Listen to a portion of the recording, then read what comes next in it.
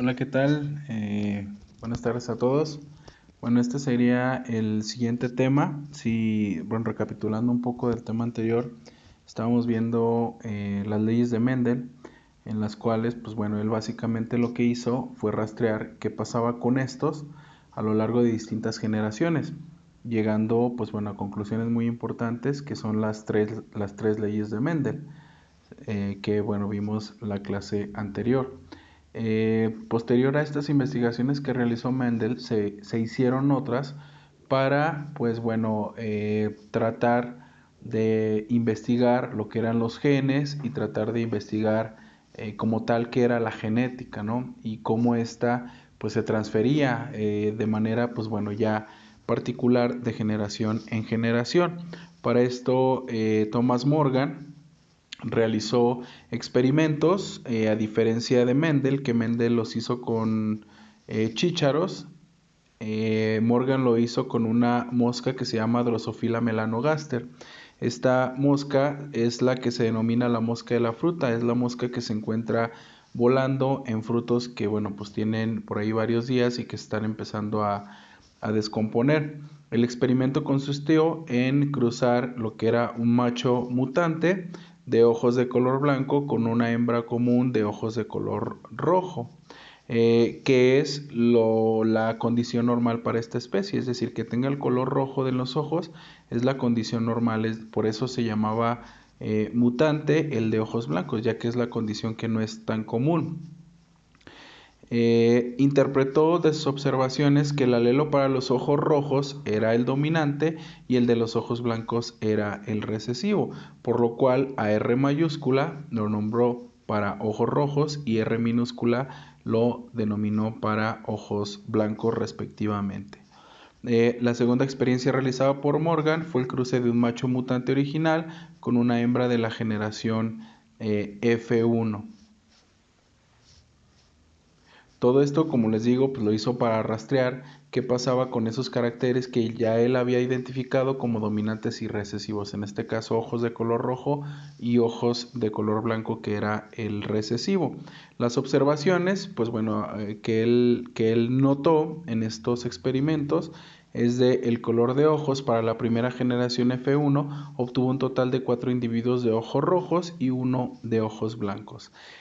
Con respecto al sexo, a la sexualidad, para el primer cruce todos los individuos de ojos blancos eran machos y para el segundo cruce habían nacido individuos de ojos blancos hembras, lo cual pues de alguna manera comprueba lo que ya había dicho Mendel anteriormente en esa segunda ley de Mendel, donde dice que el carácter que queda relegado en la primera generación a partir de la segunda tiene un 25% de probabilidades de expresarse. Aquí es a lo que vamos, que los ojos de color rojo, pues bueno, son los dominantes, por eso se presentan en una mayor probabilidad, en una mayor, pues ahora sí que frecuencia, y los ojos blancos aparecían con una menor frecuencia. Entonces este carácter que era el recesivo, que era el de color blanco, comenzó a aparecer, incluso en hembras, cosa que no había sucedido en las anteriores generaciones, por llamarlo de alguna forma. ¿A qué conclusiones llegó Morgan con todo este experimento de las cruzas de moscas? La primera fue la ubicación de los genes. Morgan concluyó que los genes se localizan en los locus de los cromosomas, en los que forma grupos de ligamento, confirmando así una teoría que ya se estaba especulando de Walter Strasburg Sutton. Si ustedes recuerdan, cuando vimos un poquito la teoría, hagan de cuenta que es el cromosoma, y yo les comentaba que hay regiones en el cromosoma en el cual, pues bueno, el cromosoma para empezar empaqueta todo el material genético, pero particularmente hay regiones en las cuales se ubican los genes. A eso se le llaman, a esas regiones donde están los genes que ya están ubicados, es a lo que se le llama locus. Hagan de cuenta que es la ubicación geográfica dentro del cromosoma donde se ubica determinado gen. Entonces, la conclusión a la que llega Morgan con sus experimentos es, digamos, el locus, que es, digamos, la zona en la cual se ubica el gen dentro del cromosoma. Otro acontecimiento muy importante de Morgan es que él identifica lo que son los cromosomas sexuales. Morgan descubrió que el gen de color de ojos rojos de la mosca Drosophila se localiza en un locus de un cromosoma de carácter sexual. En vista de que se transmitía ligado al sexo, a este cromosoma lo llamó cromosoma X y determinó que la hembra tiene un par de estos, pero el macho, además de tener S, tiene uno diferente llamado posteriormente Y. O sea, dentro de las conclusiones más importantes de Morgan es que los genes se encuentran dentro de los cromosomas. A esta ubicación particular se le llaman locus, y además descubrió los cromosomas sexuales, el cromosoma X y el cromosoma Y. Recuerden que XX es para mujer y XY es para varón. Entonces esto lo descubrió Morgan, y además de esto descubrió Morgan lo que se le llama herencia ligada al sexo. Es decir, ya se conoce que hay algunas enfermedades que solamente se presentan dependiendo del género que tenga la persona. Es decir, hay enfermedades que son más afines o solamente se presentan en varones, hay enfermedades que solamente se presentan en mujeres por el simple hecho de ser mujeres. Por ejemplo, algo más o menos para que lo puedan relacionar un poquito como esto, es una condición que se llama hemofilia. La hemofilia es una enfermedad que tiene que ver con procesos de coagulación sanguínea, en la cual la mujer es portadora, pero el hombre es quien desarrolla la enfermedad.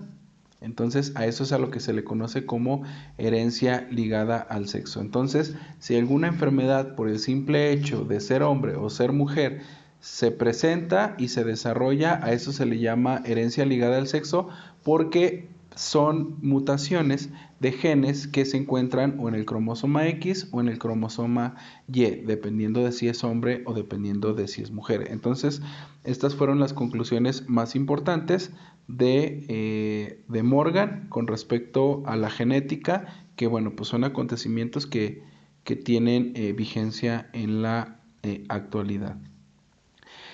Como les comentaba, el gen ligado al sexo, en los experimentos de Morgan llegaron a descubrir los genes ligados al sexo, es decir, los genes que se encuentran en los cromosomas sexuales y que se transmiten con el género del individuo, macho y hembra, en el caso de las personas que han descubierto genes ligados al sexo para algunas patologías, como esta de la hemofilia. Es una enfermedad que en este caso es una herencia ligada al sexo. Algo que más o menos tiene relación con esto es, por ejemplo, el virus del papiloma humano. No es tanto genético, pero sí es una propensión de si eres hombre o si eres mujer. El virus del papiloma humano no se expresa en los hombres las consecuencias. Si por ejemplo es una variante que puede causar cáncer cérvico-uterino, en el hombre pues solamente es portador, no causa ningún tipo de cáncer ni daño, pero en la mujer cuando lo porta, pues en ella sí se puede presentar cáncer cérvico-uterino, como les digo, siempre y cuando porte una variedad de papiloma que cause este tipo de cáncer. No todas las variantes de papiloma lo causan. Hay unas que son pues como ya identificadas y que precisamente muchas de las veces las vacunas se hacen precisamente para prevenir virus del papiloma humano de estas variantes que causan cáncer cérvico-uterino.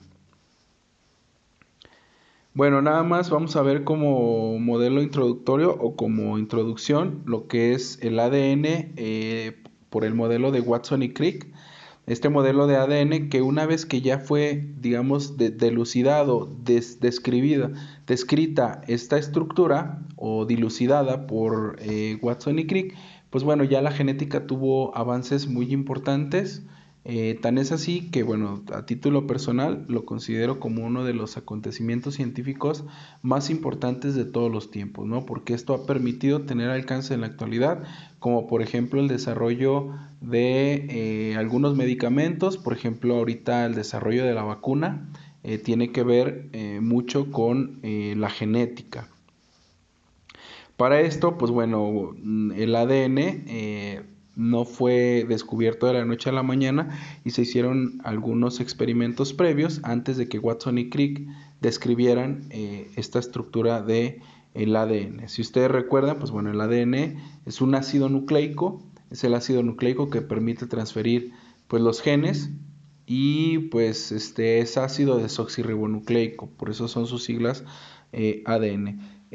Tenemos en 1928 el modelo o el experimento de Griffith, en el cual él observó que existían bacterias que eran virulentas y que estaban encapsuladas y vivas. Cuando bacterias virulentas, sobre todo estas eran de tuberculosis, eran aisladas y eran inyectadas a un ratón, pues moría. Esto se hizo para ver en estas bacterias si existía este ácido nucleico y si este ácido nucleico pudiera tener una injerencia en la transformación de otras moléculas similares.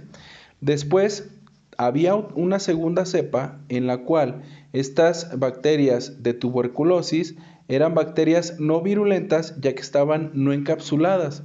Cuando estaban no encapsuladas y estaban vivas y se inyectaban estas al ratón, el ratón vivía.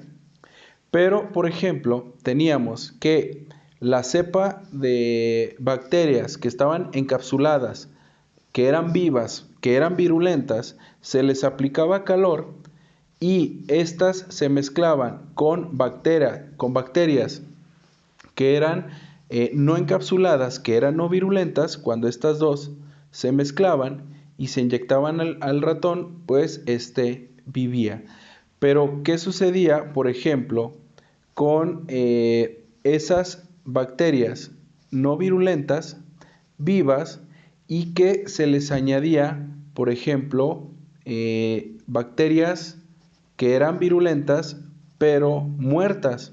Cuando esas bacterias virulentas se mezclaban con bacterias no virulentas, se notó que éstas sufrían un proceso de transformación y de ser no virulentas se transformaban en virulentas, y cuando se inyectaban en el ratón, pues moría, ¿sí? Llegaron a la conclusión de que encontraron en el ratón muerto bacterias virulentas encapsuladas vivas, es decir, de ser no patogénicas o de ser las que no causan la enfermedad, al mezclarse con las que estaban muertas y que causaban la enfermedad, el material genético lograba transformar a estas que eran no patogénicas y transformarlas en patogénicas. Entonces aquí ya se estaban rastreando los ácidos nucleicos, en los cuales, ya se veía que por ahí iba, digamos, el mecanismo por el cual se transfería los caracteres de generación en generación. Hasta este momento no se conocía el término de genes y no se había descubierto como tal el mecanismo por el cual se transferían. ¿Cuáles conclusiones llegaron? Que las bacterias virulentas vivas, el ratón moría. Que con las bacterias virulentas muertas, o sea, con calor, el ratón vivía. Las bacterias R vivas, o sea, las bacterias que no eran virulentas y se inyectaban al ratón, pues vivía. Y las bacterias 2 y 3, es decir, al mezclar las bacterias muertas por calor que eran virulentas con las bacterias vivas que no eran virulentas, el ratón moría y se transformaban las no virulentas en virulentas, ¿no? Esto se hizo para, como les digo, para rastrear qué pasaba con ese material genético y si pudiera tener una transformación en otros ácidos nucleicos, que en este caso sí lo fue. Después, para rastrear exactamente qué era lo que permitía la transferencia de la generación en generación, que en este caso pues ya sabemos que son los genes, Avery y MacLeod en 1944 hicieron un experimento en el cual marcaron con isótopos radiactivos para poder tener una imagen de un bacteriófago. Por un lado, marcaron lo que era la cápsula de un virus y por el otro lado marcaron una proteína viral, o marcaron el contenido interno de un virus que sabemos en este caso puede ser un ácido nucleico, en este caso ADN. Cuando ellos dejaron que el virus actuara sobre una bacteria, porque era un bacteriófago, notaban que a final de cuentas, como les digo, censando este isótopo radiactivo, un isótopo radiactivo es un marcaje, hagan de cuenta que es como ponerle un rastreador, como en las películas, cuando quieren rastrear a alguien que le ponen como un chip y eso emite una señal, hagan de cuenta que es lo mismo. En este caso se marcó por un lado, como les digo, el DNA viral y por el otro lado la cápside. Entonces ellos notaron, ya cuando analizaron la imagen de estos bacteriófagos, vieron en el caso 1 donde se marcó el ADN, que este daba una señalización dentro de la bacteria. Y por el otro lado, cuando se marcó la cápside, notaron que la señalización se daba fuera de la bacteria. En este caso, ellos concluyeron que el ADN del bacteriófago es el que penetra la célula y llega el mensaje hereditario completo de la partícula viral, dirigiendo la formación de nuevo DNA viral y de las nuevas proteínas virales. Entonces ellos notaron que todo el proceso de transferencia genética era a partir de los ácidos nucleicos, ¿no? Se especulaban tantas cosas que no se sabía a ciencia cierta cuál era el mecanismo por el cual se transferían los caracteres de una generación a otra. Y con esto, pues bueno, por lo menos ya se concluyó que era el ADN el encargado de la transferencia de este material genético y sobre todo pues de los caracteres. Era el mecanismo por el cual se compartían de una generación a otra. Bueno, esto lo vemos en la siguiente sesión, que fueron los personajes que estuvieron involucrados en esta descripción del modelo de ADN. Fue Watson y Crick, James Watson, Francis Crick, Rosalind Franklin y Maurice Wilkins. Bueno, entonces sería todo. Si tienen alguna duda, ya saben, en el transcurso de la semana me pueden hacer cualquier duda o cualquier pregunta que tengan al respecto de este tema.